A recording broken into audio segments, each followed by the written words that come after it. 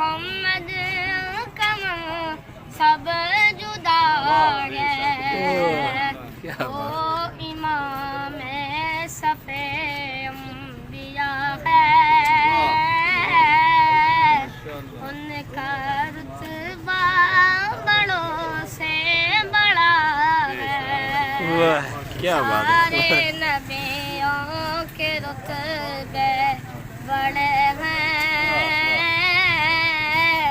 لیکن محمد کا سب جدا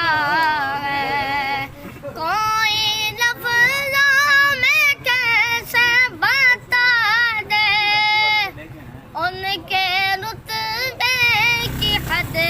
ہے تو کیا ہے کیا بات ہم نے اپنے بڑوں سے سنا ہے صرف اللہ ہم سے بڑا ہے سارے نبیوں کے رتبے بڑے ہیں لیکن محمد کا سب جدا ہے پہنچو ایک جگہ نور الہدا ہے جلوہ گاہوں کا ایک سلسلہ ہے جس کی ہر صبح شمس الضحیٰ ہے جس کی ہر شام بدر و دجا ہے سارے نبیوں کے عہدے بڑے ہیں لیکن محمد کا